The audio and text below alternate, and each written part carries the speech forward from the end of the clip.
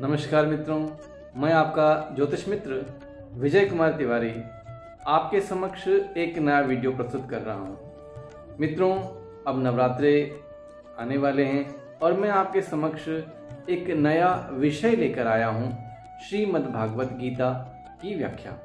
श्रीमद् भागवत गीता के प्रथम अध्याय से लेकर 18 अध्याय, और महर्षि वेदव्यास जी ने 18 अध्यायों में कहा है कि 18 पुराणेषु व्यासस्य वचनद्वयम् परोपकाराय पुण्याय पापाय परिपीडनम्। यानी 18 अध्यायों में महर्षि वेदव्यास जी का एक ही सार है कि किसी को भी यानी पर जीव को पीड़ा देना पाप है और परोपकार है और परोपकार करना पुण्य है।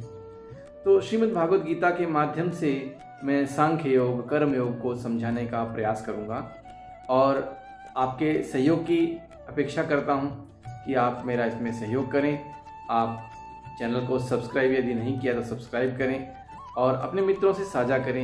ये ज्ञान है, श्रीमद् भागवत गीता तो जीवन जीने का तरीका है, किस प्रकार से मनुष्य को कर्म करना चाहिए और कर्म के अनुसार मनुष्य को फल भोगने का ईश्वर का ऐसा अनुकंपा रहती है।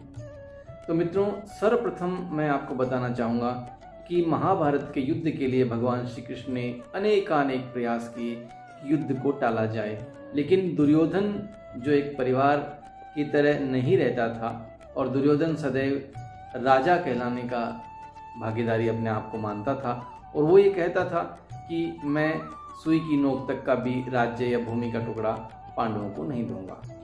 और भगवान श्री कृष्ण ने तो आपको ये विदित है कि कहा है कि यदा यदा हि धर्मस्य ग्लानिर्भवति भारतः अभ्युदानम् अधर्मस्य तदात्मानं सृजाम्यहम् परित्राणाय साधूनां विनाशाय च दुष्कृतां धर्म संस्थापनार्थाय संभवामि युगे युगे।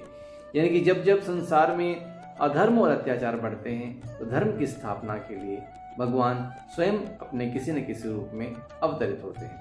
तो भगवान श्री कृष्ण द्वापर युग में कौरवों और पांडवों के युद्ध के मध्यस्थता करने के लिए गए कौरवों के पास, लेकिन युद्ध को टाला नहीं जा सका और युद्ध अवश्यंभावी हो गया। दोनों सेनाएं जो है आपस में खड़ी थी, दोनों सेनाएं युद्ध की प्रतीक्षा कर रही थी और उन दोनों सेनाओं यानी कि दोनों सेनाओं के बड़े बड़े जो धनुर्धर हैं, बड़े बड़े वीर हैं, आपस में खड़े थे। और कुरुक्षेत्र का जो स्थान था वो बड़ा ही पवित्र स्थान था जो भगवान ने युद्ध के लिए चुना।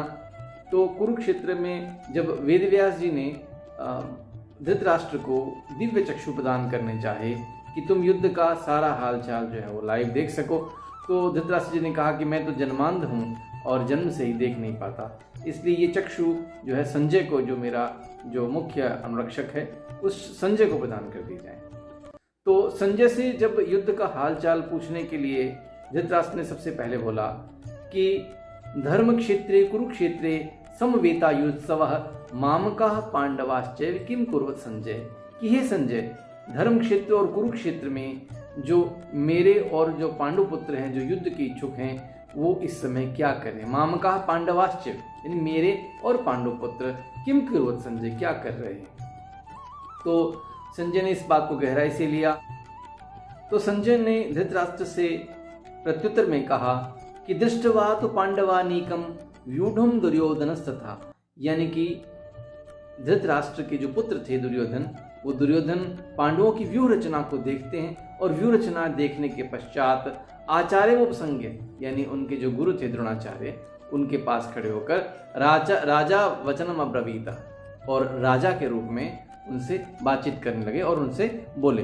तो ऐसा करके मैं आपको 2 श्लोकों का अर्थ बता रहा हूँ, फिर आगे धीरे धीरे इसे निरंतर करते रहेंगे। और नित्य इस वीडियो को सुनने के लिए सब्सक्राइब करें, लाइक करें, शेयर करें।